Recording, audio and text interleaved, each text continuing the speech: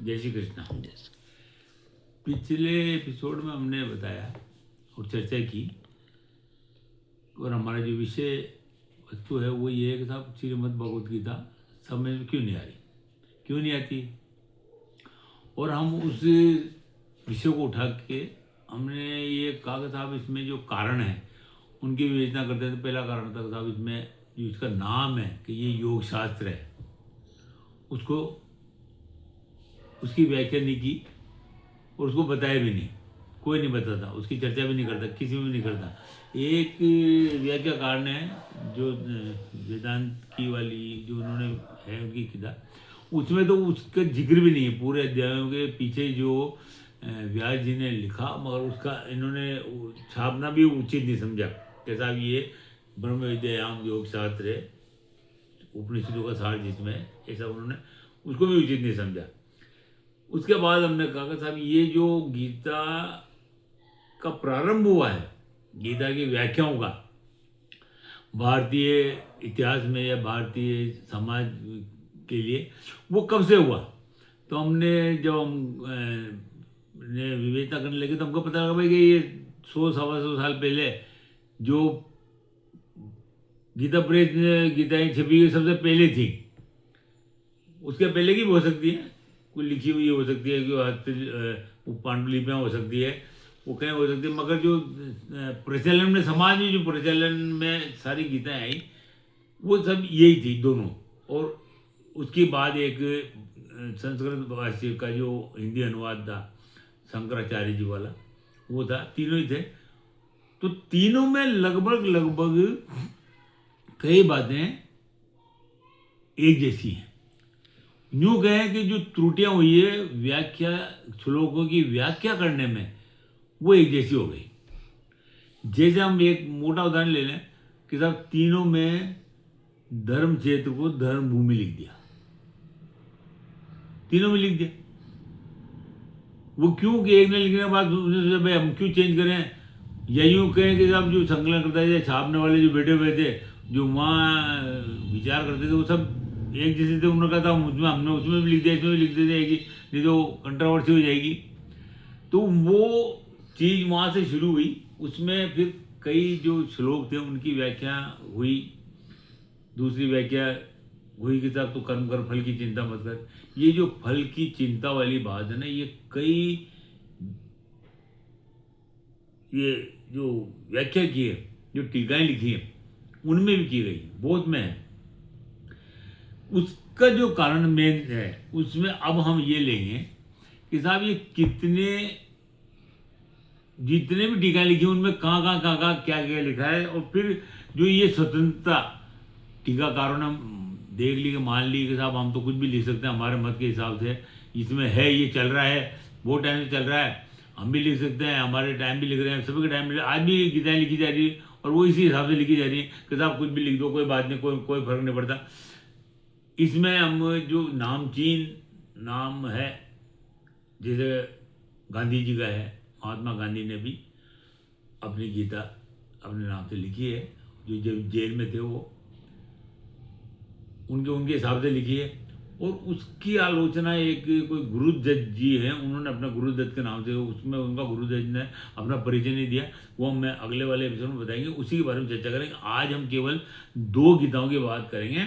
उसके बाद हम ये रखेंगे साहब कि कितनी गीताएं हैं, कितनी गीताओं की टीकाएं मार्केट में है, पहले थी, अभी भी जो है, और अब कितनी और अभी भी जो आ रही हैं वो, और उनमें क्या है। तो उसका जब संकलन या हमारा पास आ जाएगा कि साहब इसी से गीतें इतनी इस तरह से मतभेद हो रहे हैं, विवेचना भी हो रही है, व्याख्या भी अलग अलग हो रही है, तो वो एक बहुत बड़ा कारण है। तो अब हम यहाँ से ये शुरू करेंगे कि साहब कितनी गीता में क्या क्या लिखा गया है और इन तीनों को कहाँ तक असर हुआ है, वो वाली बात।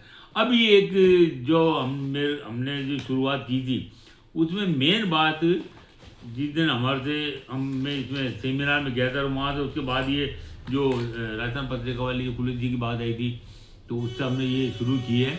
अब हम ये एक जो ये भगवत गीता है श्री संतोष जी की, इसके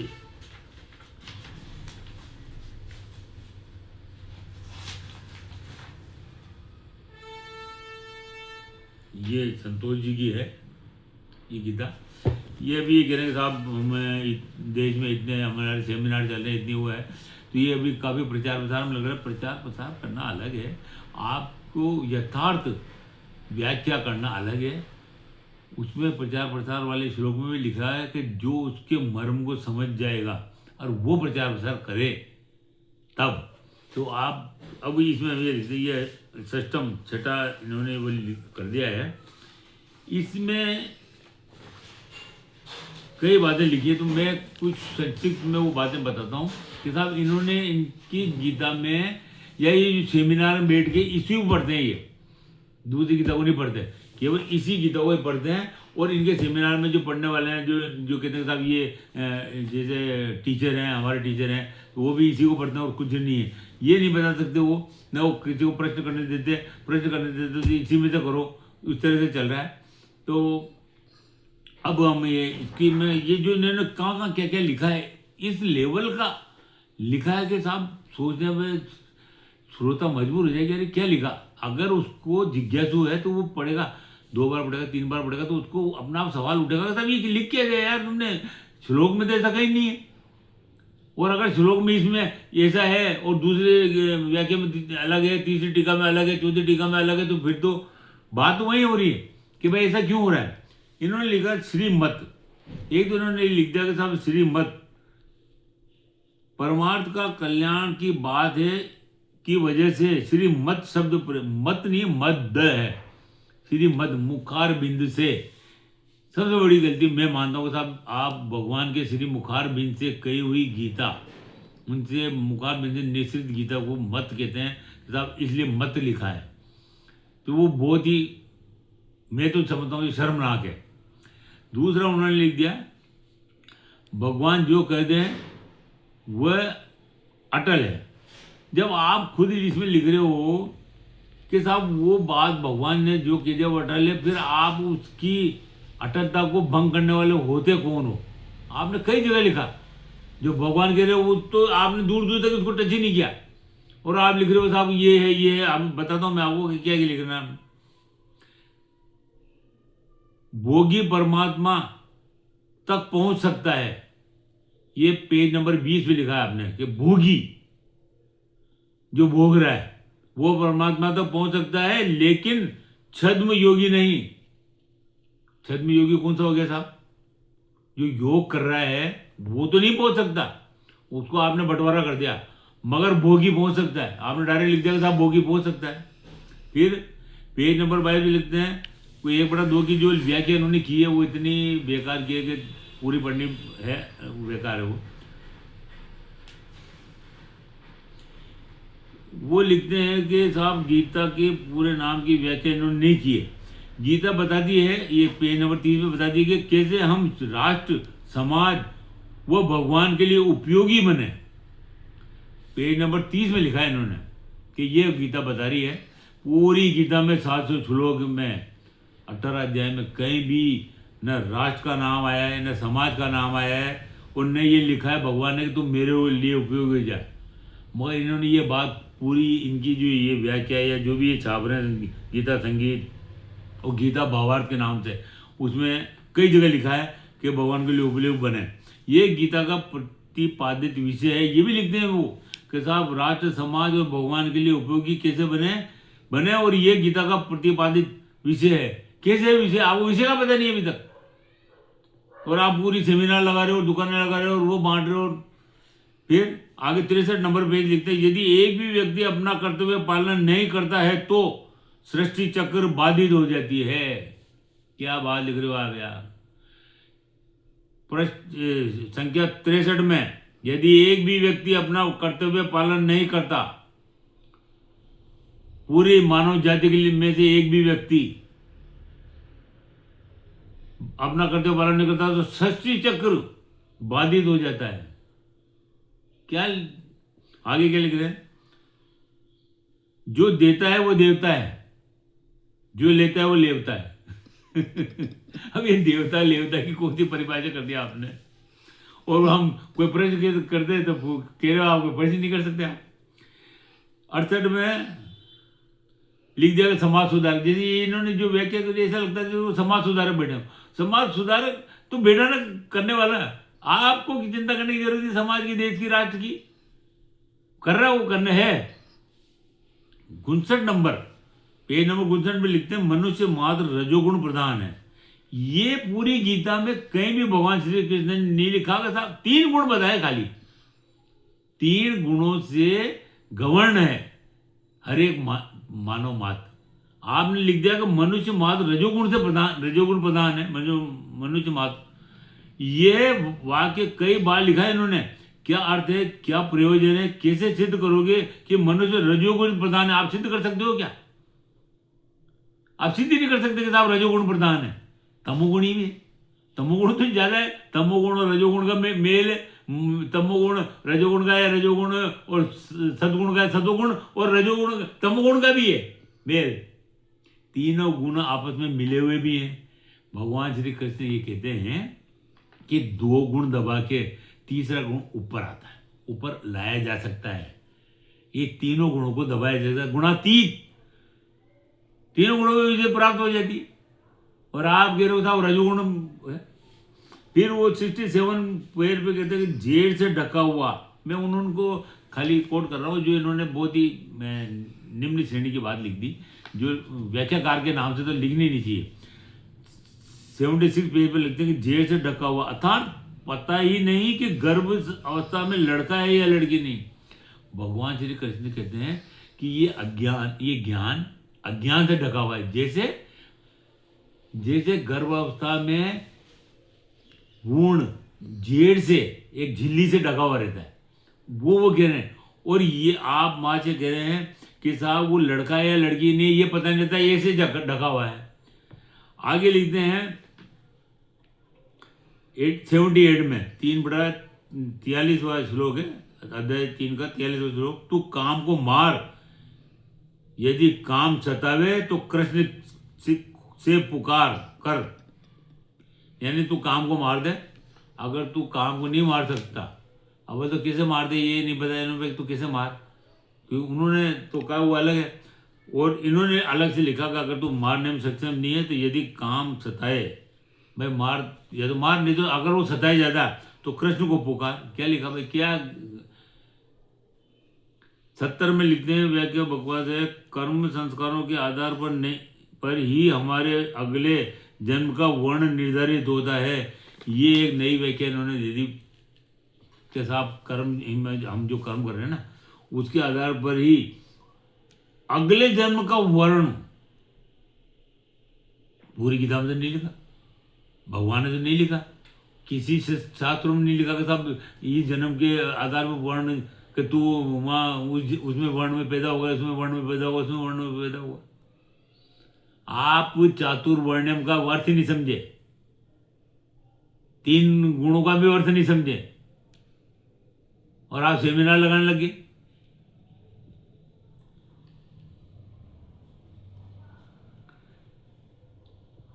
कई कर्म संस्कारों के आधार पर, ये 84 पेज पे है, कर्म संस्कारों के आधार पर ही हमारे अगले जन्म का वर्णन जाता है। 86 में लिखते हैं कि कर्म अकर्म विकर्म ये तो वेद शास्त्र से ही समझने योग्य है। भगवान श्री कृष्ण अर्जुन से कहते हैं कि तू वेदों से भी ऊपर उठ। क्यों? कि वेद 3 गुणता की ही व्याख्या करते हैं, निस्तुरो गुणों भवा अर्जुन। तो गुणों से भी ऊपर उठ जा। क्यों? कि वेद तो 3 गुण तक व्याख्या करते हैं। आप लिख रहे हो, आपको समझ नहीं आया कि कर्म अकर्म और विकर्म ये तो वेद शास्त्र के, ये अच्छे को नहीं आया। क्यों? कि भगवान श्री कृष्ण उसमें कहते हैं कि कर्म को समझना चाहिए, कर्म को भी समझना चाहिए, विकर्म को भी समझना चाहिए। क्यों? कि इसकी कर्म की गति गहन है। ये बहुत बड़ा श्लोक है इसके अंदर, श्रीमद् भगवद गीता का। उसकी गहन जो चाल है ना, वो बहुत गहरी है। हम जब व्याख्या करेंगे, जब बताएंगे वो चाल क्या है, वो गहराई क्या है। कर्म कर्म को समझने का योग है। ये लौकिक चर्चा का विषय नहीं है, फिर किसका विषय था? आप क्यों भगवत गीता के पीछे पड़े हो?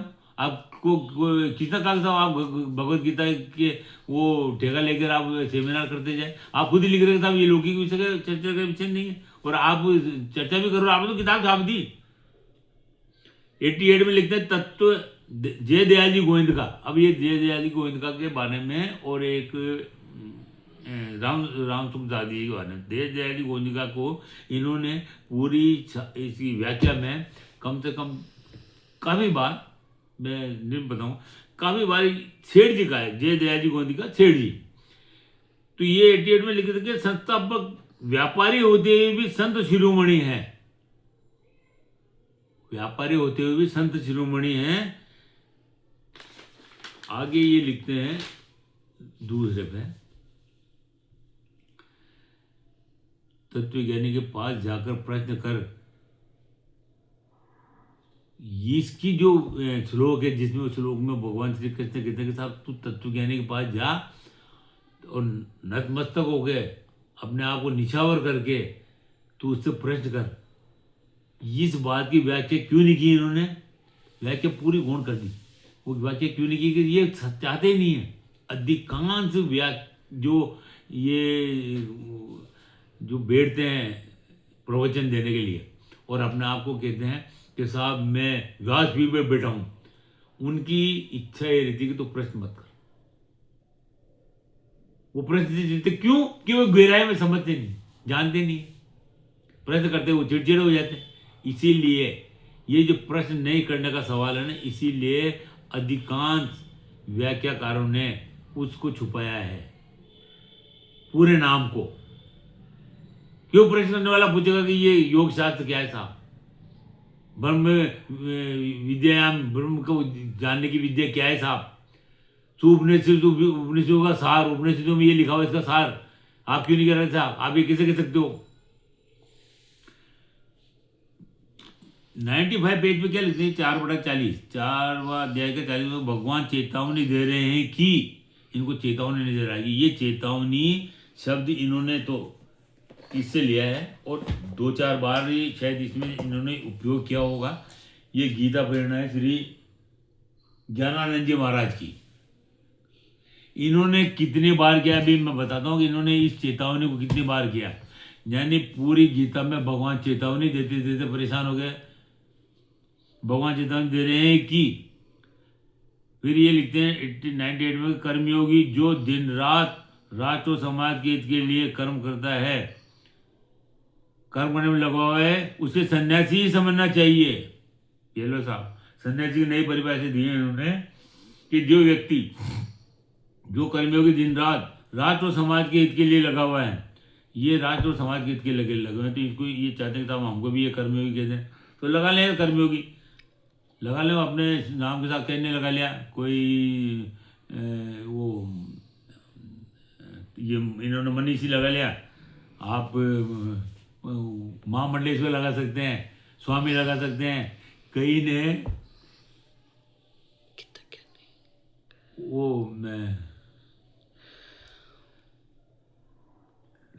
परमहंस, परमहंस तक भी लगा रखा है। उनको ये पता नहीं परमहंस कौन होता है। एक नरेंद्र परमहंस के नाम से इसमें मोबाइल में आने लगा था, उनकी चर्चाएं, अब शायद बंद हो गई है, पता नहीं है। उन्होंने उनकी वो थी, पता नहीं क्या था, कि उन्होंने उनका फ़ोन नंबर दे रखा था। मैंने उनको फ़ोन कर लिया, मेरा साहब परमहंस साहब बोल रहे हैं, तो उन्होंने कहा साहब मैं बोल रहा हूँ। उनके ये अच्छा ही था कि उन्होंने फ़ोन भी उठा लिया और बात भी की।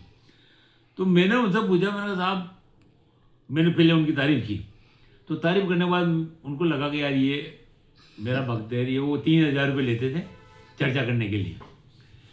जब मैंने दोबारा फ़ोन किया तो उन्होंने तुरंत उठा लिया कि साहब ये मेरे से अच्छी तरह बात की, तो उन्होंने ये बात करी। तो मैंने उनसे एक सवाल किया, कि मेरा सवाल ये था, भाई आपने परमहंस कैसे लगाया साहब। तो उनका जवाब सुनिए आप, कि साहब मेरा एक दोस्त है, उसके सपने में मेरे गुरुजी आए और वो गुरुजी ने उनसे कहा कि तेरे उससे दोस्त से कह देना कि वो परमहंस लगा सकता है। वो पहुंच गया। तो मैंने उनके गुरुजी, मेरे गुरुजी उसके सपने में आए, उसके गुरुजी उनके सपने में नहीं आए, दूसरे उसके दोस्त के सपने में आगे कहा उन्होंने कि साहब तू परमहंस लगा सकता है, परमहंस लगा लिया। तो ये जो इन्होंने तत्वज्ञानी कर्मयोगी समाज और हित के लिए कर्मों को लगा हुआ है वह सन्यासी समझना चाहिए। ठीक है साहब, आप सन्यासी भी लगा सकते हैं। विजित आत्मा, यहाँ आत्मा से तात्पर्य शरीर से है। इन्होंने ये 89 पेज पे लिखा है। विजितात्मा है, उस श्लोक में एक शब्द है विजितात्मा। तो इन्होंने व्याख्या में लिखा है कि यहाँ आत्मा से तात्पर्य शरीर से है। शरीर से क्या लेना देना? शरीर से बात होगी तो भगवान ही कह देते ना। 100 नंबर पे लिखा है, कर्मयोगी संपूर्ण कर्मों को संसार में अर्पण करता है। कौन सा कर्मयोगी आपको नजर आ गया? जो पूरे संसार को अपने कर्म में करता है। और ज्ञान योगी प्रकृति के अर्पण करता है। ज्ञान योगी और कर्मयोगी की अब इन्होंने अपनी परिभाषा बनाई है और लिख रहे हैं ये कि कर्मयोगी तो संपूर्ण कर्मों को संसार को अर्पण करता है और ज्ञान योगी प्रकृति के अर्पण करता है। ये कौन सी बात है? आप क्या सिद्ध करना चाहते हो? क्या बताना चाहते हो? श्लोक क्या कह रहा है? आप क्या कह रहे हो? 1/3 में कहते हैं अज्ञान का नाश क्रिया साध्य, परिश्रम साध्य नहीं है। अज्ञान का नाम, जो ज्ञान है, भगवान श्री कहते पूरी गीता में कहते हैं ज्ञान के ऊपर अज्ञान का आवरण चढ़ा हुआ है। जो आवरण है वही अज्ञान है। वो आवरण हट जाता है, ज्ञान एकदम, वो तो 100, वो 24 कैरेट सोना है, वो ज्ञान स्वरूप है। ये माया का जो आवरण है वो हटाने पूरी प्रक्रिया यही है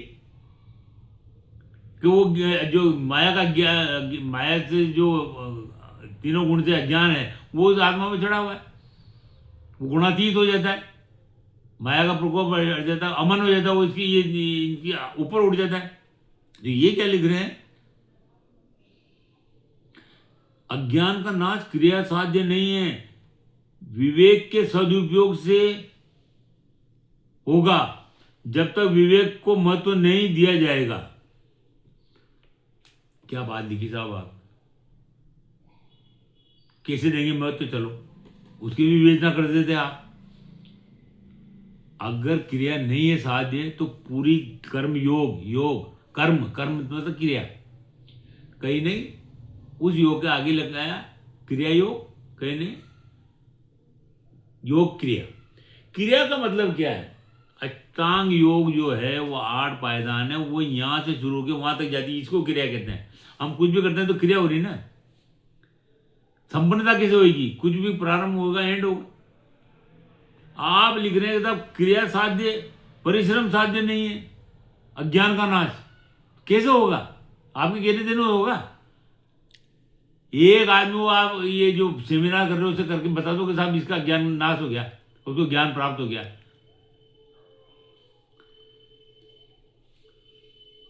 दूसरा ये लिख रहे हैं 13 पे, यहां आत्मा का शब्द मन का वाचक है। एक जगह इन्होंने लिख दिया ऊपर कि यहां आत्मा के तात्पर्य शरीर से 89 पेज पे 99 पेज पे यहां लिख रहे हैं यह आत्मा का तात्पर्य शरीर से। और यहां ये लिख रहे हैं कि यहां ये पेज नंबर है 112, 103, 102, सॉरी 103, 100, ये पेज नंबर मैं अभी बता दूं 5/17, 5वें अध्याय का 17वें श्लोक की व्याख्या में लिख रहे हैं ये कि यहाँ आत्मा का शब्द का मन का वाचक है। ऊपर शरीर का लिख दिया, नीचे मन का लिख दिया। यानी आप आपके हिसाब से श्लोकों की व्याख्या करो। यही तो लड़ाई है, यही तो बात है, यही दुख है, यही चर्चा हो रही है कि साहब कोई भी आएगा श्री भगवत गीता को उठाएगा, अपने नाम से टीका छापेगा और लिख देगा साहब यहाँ शरीर से यहाँ यूँ है और हमारे आप श्रोता गले उतार लो, हम तो बहुत बड़ा काम कर रहे हैं साहब। फिर आगे लिख रहे हैं 113 में कूटस्थ। ये शब्द भगवद गीता में जो आया है वो कितनी गहराई का है, अब जो जाएगा वही उसकी व्याख्या कर सकता है। इन्होंने कूटस्थ शब्द की कूट की तरह, कूटस्थ शब्द अलग, इसको जो लोकल भाषा में या हमारे इसमें भाषा में कहते हैं कि जैसे कूटना, जिसके ऊपर कूटा जाता है, तो इन्होंने लिख दी कि कूट की तरह। ये कई और भी व्याख्याओं में, व्याख्याकारों ने टीकाओं में, अपनी टीकाओं में लिखा कि साहब वो जो सुनार कूटता है या लुहार कूटता है या जिसके ऊपर कई चीजें कूटी जाती है उसको कूटस्थ कहते हैं। बस आगे की व्याख्या नहीं कर सकते क्योंकि वो गहरे में गए ही नहीं ना, उनको अर्थ ही मालूम नहीं है कोई श्लोक का। इस काम करेंगे कि ये कूटस्थ है कहाँ, ये किस जगह की बात है। कूटस्थ पुरुष वो आते की बात उसकी तरह। ये 6/11, 6/12, 6/13 की व्याख्या भी उन्होंने बहुत ही एकाग्रता को 2 मत लिख दिए।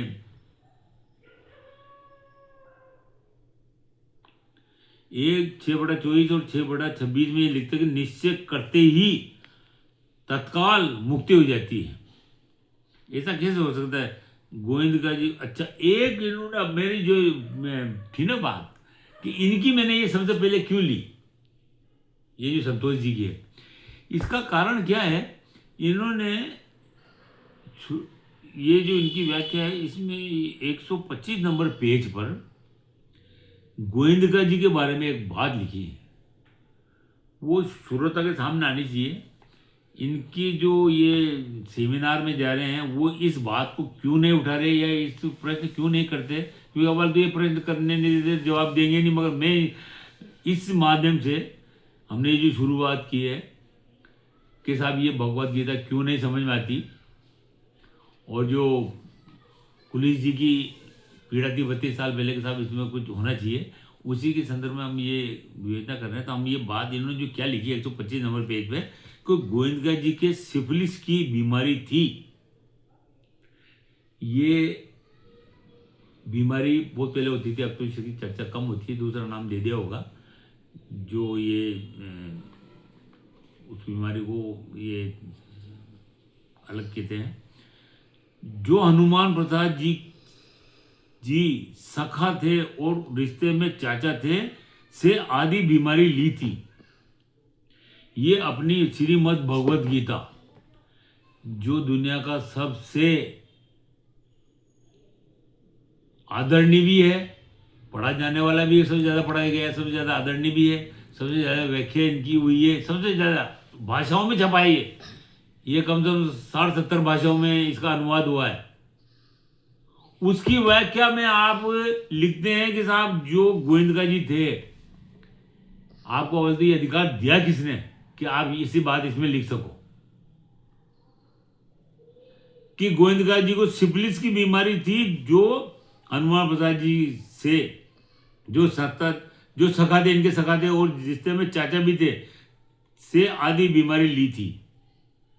अव्वल तो लिखने की जरूरत ही क्या थी? ऐसा क्या आप इससे सिद्ध करना चाहते कि साहब आपको ऐसी बात मालूम थी? अगर वो सिद्ध थे नहीं थे, आप ये सिद्ध नहीं कर सकते। या तो आप प्रश्न पूछने का इजाजत दें, आप उस पर बहस करें। 1/31 में लिखते हैं कि कलयुग में योग की आवश्यकता नहीं है। 131 नंबर पेज पर 6/47 में लिखते हैं कि आप कलयुग में योग की आवश्यकता नहीं है, एकमात्र भक्ति से ही मुक्ति मिल जाती है। बताओ, पूरा योग शास्त्र उन्होंने लिख दिया, श्रीमद् भगवद गीता योग शास्त्र है, और आप लिख रहे हो योग की कोई आवश्यकता नहीं कलयुग में। फिर आगे ये लिखते हैं,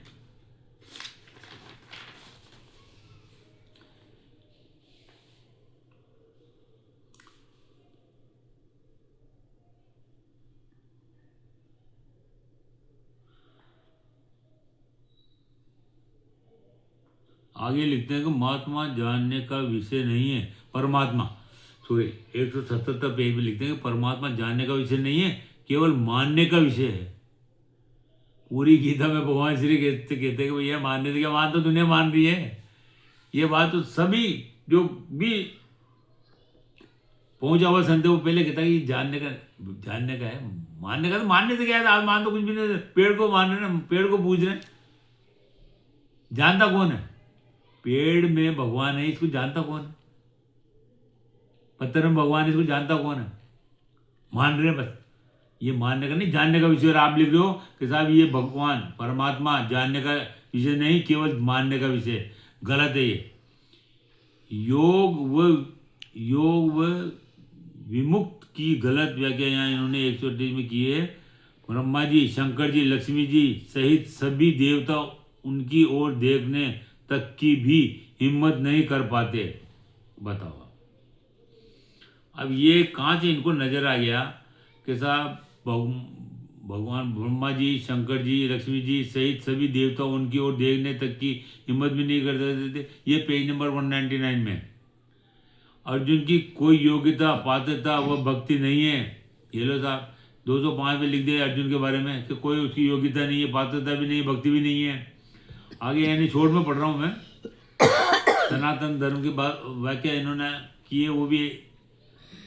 फिर ये लिखते हैं श्री कृष्ण की बात नहीं मानकर 262 पर अर्जुन के बारे में लिखते हैं।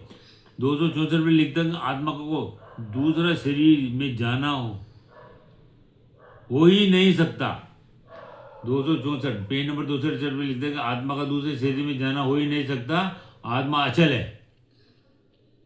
ये लो साहब 270 पेज में लिखते हैं कि गीता में इसी अध्याय को शास्त्र की उपाधि मिली है। केवल एक अध्याय को शास्त्र की उपाधि मिली है। 15/20 में लिखते हैं ये 270 पेज नंबर अध्याय 15/20 में गीता में इसी अध्याय को शास्त्र। ये कैसे डिसाइड कर दिया आपने यार कि शास्त्र केवल एक 15 वो है। 284 भी लिखते हैं 16/20 भगवान मानो पश्चाताप कर रहे हैं कि, बताओ आप, भगवान का पश्चाताप कर इनको दिख गया।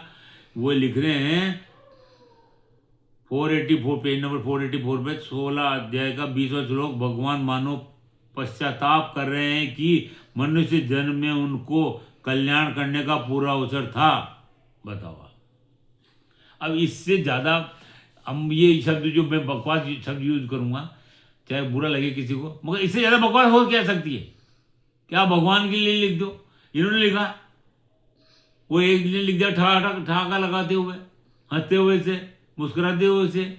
क्या ये व्याख्या कर रहे हो या क्या आप? फिर कर रहे हैं कि मनुष्य में फिर आगे लिखते हैं कर्तव्य 286 पे कर्तव्य में शास्त्र से भी अधिक महापुरुषों के आचरण को प्रमाण मानना चाहिए। भगवान श्री कृष्ण ने गलत लिख दिया गीता में। ये बात सिद्ध करना चाहते हैं कि साहब उन्होंने गलत लिखा है कि कर्तव्य को शास्त्र में से भी अधिक, शास्त्रों में जो कर्तव्य लिखा है उसको प्रमाण नहीं माने, बल्कि महापुरुषों के आचरण को प्रमाण मानना। ये महापुरुष हैं साहब, इनके आचरण को मानना चाहिए। ऐसा युधिष्ठिर महाशय कहते हैं।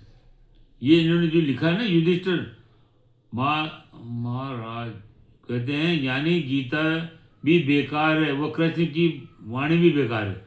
इन्होंने जो इनका विचार लिखा है कि साहब कर्तव्य में शास्त्र से भी अधिक महापुरुषों के आचरण को प्रमाण मानना चाहिए, ऐसा युधिष्ठिर महाराज कहते हैं। यानी गीता भी बेकार है और कृष्ण की वाणी भी बेकार है इनकी नज़र में। सेठ जी, भाई जी व स्वामी जी की तीनों के सामने कृष्ण भगवान को नासमझ ठहरा दिया। बताओ आप। यानी ये जो उन्होंने ऊपर बात लिखी ना, ये सेठ जी और भाई जी, ये जो उनको, और स्वामी जी राम सुखदास जी, इन तीनों के सामने कृष्ण भगवान को भी साहब कृष्ण भगवान जो कह रहे थे वो गलत है। ये जो कह रहे हैं तीनों लिख रहे हो सही है। इनकी इन्होंने पूरी व्याख्या, ये जो इन्होंने लिखी ना किताब, ये उनकी नकल, उसको नकल और खुद का जो पता नहीं क्या था इनके दिमाग में वो भरा पड़ा है। इसके अलावा कुछ भी नहीं है। ये जो राम सुखदास जी की इनकी जो गीता है ना, उसमें वहीं से हमने शुरू करा। बात क्या है? बात ये है कि जो बेसिक चीज़ है, बेसिक बात हम जो कहना चाहते हैं, वो उसकी जो गीता प्रेस की जो तीनों गीताओं की बात की, उनकी हम बुराई नहीं कर रहे। बुराई की यहाँ बात ही नहीं, चर्चा भी नहीं है कि उनकी वजह से ये इन लोगों को क्या छूट मिल गई, इन्होंने क्या छूट मान ली कि साहब हम कुछ भी लिख सकते हैं और हमारे को जैसे अधिकार मिल गया, वो भी उन्होंने भी लिख दिया तो हम भी लिख सकते हैं, कोई भी लिख सकता है। ऐसी ऐसी बातें लिखी है जो हम धीरे धीरे सबकी बताएंगे कि क्या लिख दिया, क्या लिख रहे हैं अभी भी। कपड़े धोने का काम भी नियत कर्म हो सकता है। भगवान श्री कृष्ण ने नियतम कर्म लिखा है, उसको इसमें आया, मैं बताऊंगा कितनी बार आया है वो नियतम कर्म। और नियतम कर्म लिखा, निर्धारित कर्म लिखा, कर्तव्य कर्म लिखा, ये एक ही है जो तेरे को करते हुए वो लिखा है। तो इन्होंने क्या लिखा, ये 332 नंबर पेज पे है, 18 अध्याय के 44वें श्लोक में, कि कपड़े धोने का काम भी नियत कर्म हो सकता है। ये तो किसी को काम को कर देंगे। कितने ही काम है बहुत से जिसको समाज अच्छी दृष्टि से नहीं देखता। आप लिख देंगे नहीं साहब, वो भी नियत कर्म हो सकता है। वह तो कर्म की प्रधानता नहीं है, भाव की प्रधानता है। इसी बात को आगे ये और पुख्ता कर रहे हैं उसको, कि साहब कपड़े धोने का काम भी नियत कर्म हो सकता है, कि क्योंकि वास्तव में कर्म की प्रधानता नहीं है, भाव की प्रधानता है। इनका कहना ये है कि साहब हम जो कर रहे हैं ना, हम जो लिख रहे हैं वो सही है, उसको सच मान लो। आप तो बात खत्म करो इसको। आप कौन होते हो साहब इसमें ये कि ये वो और ये करने वाले, हम जो यानी इसीलिए अब ये नहीं कर रहे। अब हम हो गया टाइम बहुत काफी। 5 हाँ 5 कहीं बजे अरे एक टाइम घंटा बदलू। 1 घंटा हो गया, आधा घंटा हो गया। खत्म करो। आज ये हम इस चर्चा को इसको चर्चा को यहाँ करते हैं। इसके बाद हम इसको लेंगे, ये श्री मनीष जी ज्ञानानंद जी की जो है, इसमें बताएंगे कि इन्होंने किस तरह से लिखा है।